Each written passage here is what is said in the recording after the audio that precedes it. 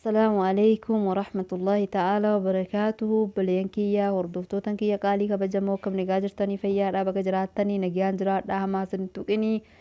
خيري سنين دربني بك جرتني تنجيان أول ربي نجياسن هبوشو سنين جدا أسمان وأنا جدهم بيتنمي أول رت وروني يوتيوبك يا فاريتا سبسكرايكي ناقودا لايكي ناقودا. طيب كنا مجا والله maal qaba yeruma takkaan subscribe like miliyoon takka yoo gashitan maal qaba ma takkaan qabu jechuu dhugaa bileen kiyya oromoo meeqa jettan miliyoon 60 miliyoon 50 mo 70 mo 80 san keessa mee miliyoon ma takka illee nuu kenna akkasi bileen kiyya rabbi warra wal kabaju warra wal jaalatu warra wal guddus rabbi nu taasisu sila oromoon yeroo hunda matamirraa gaduma rabbi warra ol wal kaas rabbi nu haa godhu insha Allah. Akkisi seenaa takka walisinii qabadhe dhufe har'a warroonni isin toles warroonni isin tolenis laayikii godhaa. Seenaan kuni jidduu barsiistuu fi barattoota haxite. Mata duree seenichaa bakka feete jiraattu rabbiin si argaa waan jedhu guyyaa takka barsiistuun barattootaaf tuffaa kennite. Barattoota ishiitii tuffaa kennite tuffaa kana bakka namni takka sanin agarinitti nyaadhaa ittiin jechuudha. Yeroo kana barattoonni ishii tuffaa san qabatanii bakka namni isaan agarritti takka hadiiqaa dhaqee nyaate takka immoo akkas bakka boodhaa jechuu yaani bakka namni takka san agarritti akka baadiyaa keessa dhaqee nyaate. Garii akkasuma mana gubbaa bahanii nyaatan garii immoo mana barumsaa kana keessa yaani bakka namni isaan agarritti dhodhokatanii nyaatanii jechuu. Yeroo kana bakka itti nyaatan watti dhuftanii naafi maattee ittiin barsiistuun tuni. Yeroo kana barattoonni sun bakka sanii dhufanii bakka itti nyaatasan himaniif. Nama tokko qofaatti nyaan Kaalid namni jedhamu maqaan isaa hin nyaan harka fiddatee dhufe. Isaan kaan himan ani hadiiqaa nyaadhee ani achi nyaadhee bakka itti nyaatan hunda himaniif jechuudha. Yeroo kana Kaalid kanaan maal jetteen ati maaf hin nyaanne jetteen ati kan nyaadhaan jette bakka namni sin hin agarreetti jette ani bakka hunda isaa dhaqee bakka hunda dhaqee ilaalee yookiin soqee ilaalee garuu bakka namni nan agarreetti waa nyaachuuf hin agarree jedheen achisattiin dhaqe rabbiin na arga asisattiin dhaqe rabbiin na arga garanasattiin dhaqe rabbiin na arga sababaa saniitii nyaachuu hin dandeenye jedhee dhufee barsiistuu isaa tanaaf hime jechuu Kaalid. Yeroo kana barsiistuun Kaalid kana barakallahu fiikii siifillee warra si guddiseefillee maatii keetiifillee jettee barakaa isaaf kadhattee mucaa xiqqaa ganaa guddachaa jiru kana haamilee itti hortee yeroo bakka feete jiraadhu yoomuu taanaan rabbiin nu argaa rabbiin argaa isaan malu jettee mucaa daa'ima kanatti haamilee itti hortee jechuun baleekee. Seenaa kanarraa wanni barannu bakka feenettu irra hedduu keenya amma hulaa cufannee namni nun argu ala baanu namni nun argu waan akkasii jira. Kun waan mujtamaa keenya keessa jiru maaruuf beekamaadha jechuudha. Garuu rabbiin akka nu argu dagachuun qabu.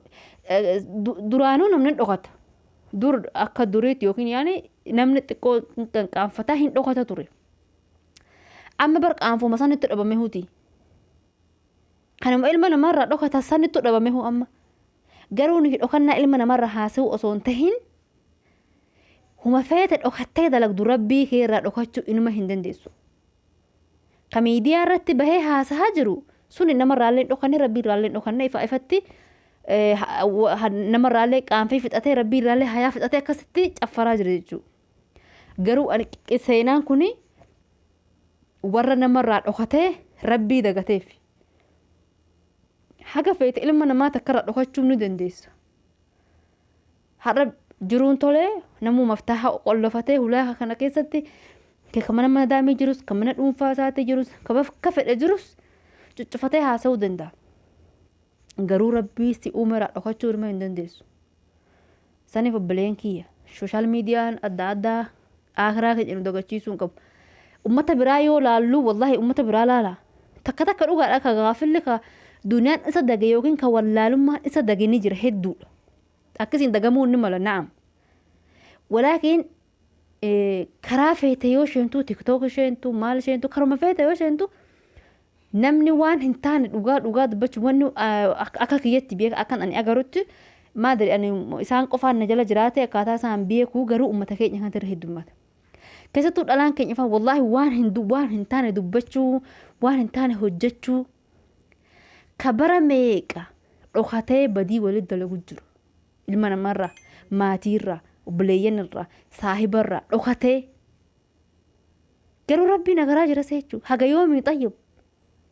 برو ملك الموت رفيو سقبته لبوك يوس باس مال جتان أنا مال جتان أت مال جتان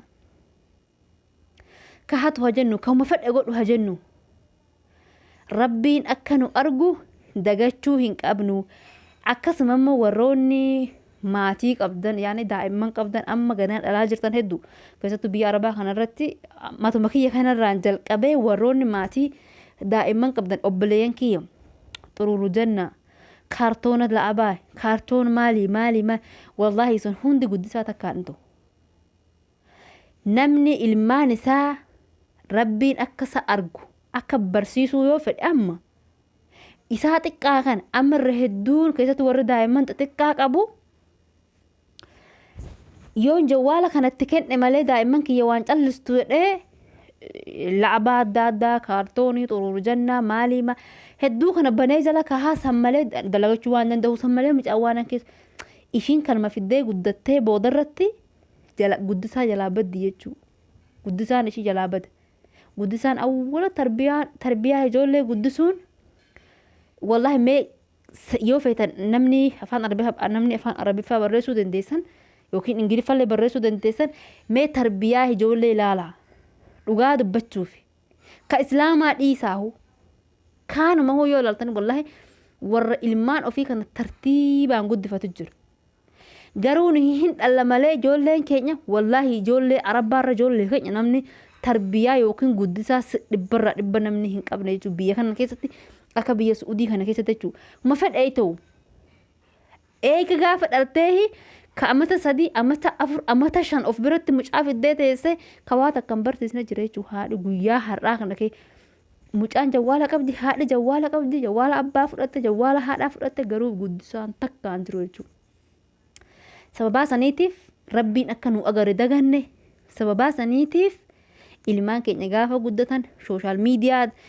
ijoollee namoota afurii tiktok isheenti wallahi ani mana arabaa dalagu takka mucaa mata lama mucattii san eega gaafa ani isaan bira dalaguuti duratti jechuu amma osoo hin taane osoo ishii amata lamaa jawwaala kiyya dhufte inti maa fi tiktok naayee turte jechuu bakka jawwaala tiktok qabu malee aan barbaadan ijoolleen keenya illee akkasuma tiktok barbaadan facebook ijoolleen daa'imni xixiqqoon achirraa maal ilaalti barreeffama dubbisuu waan dandeessu maal ilaalti viidiyoo ilaalti way akka kee OMN ilaalti laa way akka kee Nura Hudaa ilaalti laa inni ishii ilaalti maali waan baalagee kana maali beetishii waan isaa achumirraa baratti saniif ijoollee xixiqqaatti daa'imman xixiqqaatti social mediaatti kenninee faayidaa takka malee jechuu ijoolleen keenya faayidaa takka malee haala kanatti guddisaa isaanii nu jalaa badanii wallahi obboleen kii warri ilmaan qabdan yookiin maatii qabdan biyya kana keessatti hedduudha warrootumti ilmaan qabda warri viidiyoo kiyya kana agartanii biyya hedduudha isin ilmaan keenya ilmaan keessan yoom kan guddisnuun guddisaa sirrii amma jechuu yoo amma ijoollee keenyan guddifan khalaas guddisaa takkaan qaban akkanatti nu jalaa badanii boodarratti intala abaluu ilma abaluu jedhamu achi faayidaa takkaan qabu rabbirraa nu gaafata mas'uulummaa ijoollee kanaa eenyurra jiranaa fi atirra jira yoom guddista ilmaan kee diin irratti yoom guddista ilmaan kee adabaan bar ijoollee yoo adaba ishii barsiisanii wallahi ilmaan amata 3 akkana gadisa biroo teessuu mucaan amata 3 jechuu guddisaan ishii wallahi akkam namatti tola taa'umsi ishii akkam namatti tola garuu sibira maali beeti leeshin beekin in beeti lakka me at barsiis mucaan kee leegu leesh wallaaltu wallahi dhibbirraa dhibbatti beeti yoo at barsiifatte jechuu meesh makana mee balleessitu ijoollee mana keessatti afaanii lakkii jechuu qofaa osoo hin tahin mucaan daa'imman suuta namarraa fudhatte suuta mucaa keetan kuni ay biyyatti har'as borus yoo shi dhooritu wallahi itti deebitee waan balleessitu daa'imman arabaa warra guddisaa amma diin osoo hin tahin amma tartiibu mana keessaa yookiin nizaamu mana keessaa kanahu suutaan yoo ijoollee wallahi mana meeqa nagari mana arabaa mucaan amata sadii tawaa takka kishinaa isheen ta'e hin balleessine meeqaatamtu jiru. Yoo kifil isheen tawaa takka hin balleessine yookiin jawaaluma kanarra teessii kalaas ka huccuu takka ka danjisine ka waa takka ka danjisine maaliif haadhattuu waan guddifachaa jira haadhattuu wanti ishiin mi'a waa san tuqte lakkii jedhee lolaa jira jechuu duubarraa. Saniif obboleen kiyya ilmaan keenya seeraan haa guddifannu haala adaba isaaniitti haa tolchinu kun hundi eenyu bira jira anaa fi ati bira jira. Ka dhiiraa ta'u ka dhalaa ta'u eenyutu guddifata ilmaan keenyutu guddifata jechuudha keessattuu yeroo xixiqqummaa isaanii lafarraa ol kaasanii siniin jedha viidiyoo garuu hedduu sinii dheeressee warroonni viidiyoo kiyya kan haga dhumaa laaltan hedduu takka ulfaadhaa galatuma dhugaa dubbachuuf qalbii kiyyaraa sin galatoofadhaa sin jaaladhaa. Akkasuma yuutuuba kiyya sabskiraayikii naa godhuu hin dagatinaa akkasuma sheerii laayikii godhuu hin dagatinaa yaadallee qabaata koomentii jala kaa'uu hin dagatinaa. Asumaan warroonni jilbaaba feetanii uffata salaataa kunillee uffata salaataa feetan bifa feetaniin akkaataa feetaniin niqaabas bifa feetaniin shurraaba halkaas bifa feetaniin raqamni kiyya viidiyoo irra hedduu jira argachuu dandeessanii siniin jedha haga viidiyoo biraa warra garutti nagaannaa jiraadhaa ulfaadhaa wassalaamu alaikum warahmatullaahi ta'aalaa wabarakaatuhu jechaan dubbadhee dabarsee irratti waan dogongora qabaadhe koomentii jala naa kaahaa dogongora kiyya naa sirreessaa siniin jedha hedduu sin jaaladha.